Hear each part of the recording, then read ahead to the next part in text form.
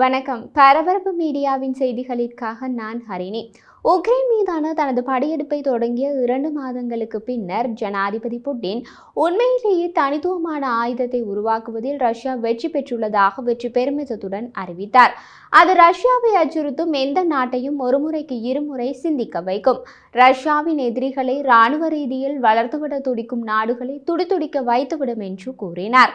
எளிமையாக சொன்னால், போரில் இராணுவ ரீதியாக உக்ரைனை ஆதரிக்கும் நாடுகளை மிரட்ட அவர் தனித்துவமான ஆயுதம் என்று குறிப்பிட்ட அந்த ஏவுகணையை காட்டி மிரட்டினார். ஆனால் 2 ஆண்டுகளுக்கும் மேலாக ரஷ்யா இன்னமும் அந்த ஆயுதம், அடுத்த தலைமுறை அணு ஏவுகணை உண்மையில் வேலை செய்கிறது என்பதை உறுதிப்படுத்த போராடுகிறது என்பதற்கான ஆதாரங்கள் வளர்ந்து வருகின்றன. வர்த்தக செயற்கைக்கோள் படங்களை ஆய்வு செய்யும் ஆராய்ச்சியாளர்கள் இந்த வாரம் விண்வெளியிலிருந்து புகைப்படங்கள் சர்மாட் எனப்படும் கண்டம் விட்டு கண்டம் பாயும் ஏவுகணையை சோதிக்கும் முயற்சி ஏவுகணையில் அழிவுடன் முடிந்தது. அந்த ஏவுகணை அதன் ஏவு தளத்திலேயே வெடித்து சிதறி ஒரு மிகப்பெரிய பள்ளத்தை ஏற்படுத்தி குழி மீது பறித்துவிட்டது என்பதை செயற்கைக்கோள் புகைப்படங்கள் காட்டுகின்றன. சேட்டலைட் இமேஜிங் நிறுவனமான மாக்சர் டெக்னாலஜி எடுத்த படங்கள் வடமேற்கு ரஷ்யாவில் உள்ள சர்மாட் ஏவுதளத்தில் 200 அடி அகலமுள்ள பள்ளம் என்று நிறுவனம் கூறியதை காட்டுகிறது. பள்ளம் தவிர ஏவுதளத்தில் மற்றும் அதை சுற்றியுள்ள விரிவான சேதங்களை காணலாம். இது ஏவுகணை பற்ற வைப்போ அல்லது ஏவவிட்ட வினாடி நேரத்திலேயே வெடித்ததாக காட்டுகிறது என்று மாக்சார் குறிப்பிட்டுள்ளது. கூடுதலாக ஏவுகணை வளாகத்துக்கு கீழே உள்ள காட்டில் சிறிய தீ தொடர்ந்து எரிகிறது.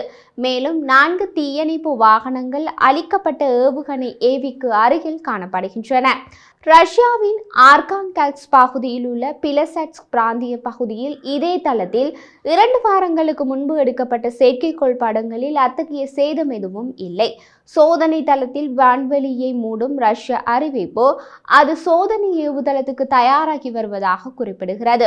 ஏவப்பட்ட நேரத்தில் நடந்த ஒரு சம்பவம் தான் பெரும்பாலும் ஏவுகணை தரையில் வெடித்ததற்கான விளக்கம் என்று நான் நம்புகிறேன் என்று ஜெனீவாவை தளமாக கொண்ட ரஷ்ய அணுசக்தி பகுப்பாய்வாளர் பாவல் போட்விக் கூறினார். அவர் மேலும் தெரிவித்த போது, நான் புரிந்து கொண்டபடி ஒரு ஏவுகணை ஏவியில் ஏவுகணை வெடிப்பது இது ஒரு வியத்தகு விஷயம். இந்த வெடிப்பு குறித்து கருத்து தெரிவிக்க கிரெம்ளின் மறந்துவிட்டது. கருத்து கேட்க பாதுகாப்பு அமைச்சிடம் கேள்விகளை அனுப்பிய போது அது கருத்து தெரிவிக்கவில்லை. வெளிப்படையான ஏவுகணை தோல்வி கிரெம்ளினுக்கு ஒரு பின்னடைவாக இருந்தாலும் ரஷ்யாவின் அணுசக்தி தடுப்பு அமெரிக்காவுக்கு எதிராக பேரழிவுகரமான தாக்குதலை நடத்தும் திறன் அதன் மகத்தான ஆயுத களஞ்சியத்துடன் நிரூபிக்கப்பட்ட விநியோக அமைப்பு முன்பு உறுதி செய்யப்பட்டது.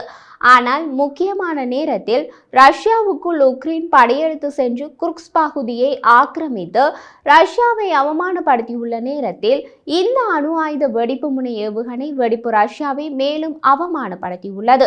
2018 ஆண்டில் திரு புட்டின் தமது புதிய சர்மத் ஏவுகணையை பெரும் ஆரவாரத்துடன் அறிவித்தார்.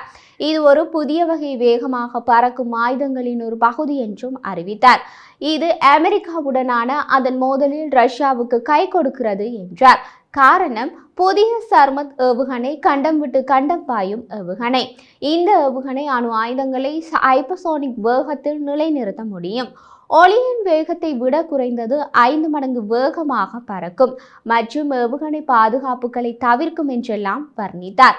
தரையிலிருந்து எழுந்து பறந்தால்தானே அது ஒளியின் வேகத்தை விட குறைந்தது 5 மடங்கு வேகமாக பறக்க முடியும். இது பறப்பதற்கு முன்பே தரையில் வெடித்து குழி தோண்டி விட்டது.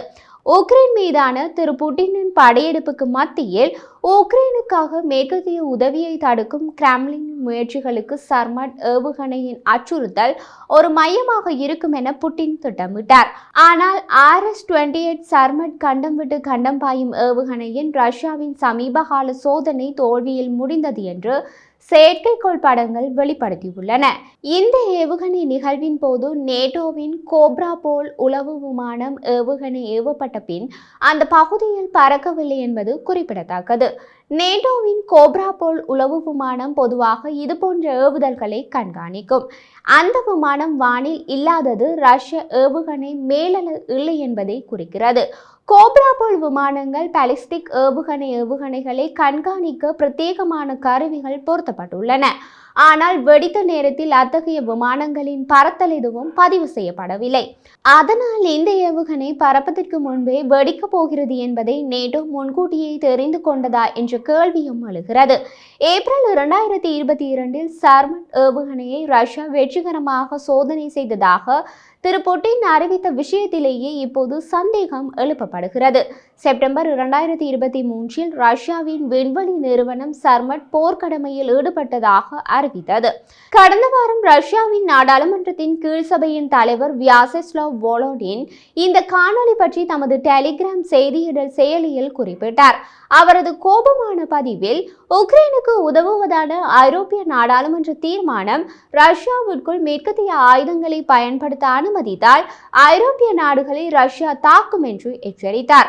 சர்மட் ஏவுகணை ஸ்டார்ஸ்பர்க்கு பறக்கும் நேரம் 3 நிமிடங்கள் 20 வினாடிகள் என்று திரு வோலோடினின் தாக்குதலுக்கான நேரம் பற்றியும் தெரிவித்தார்.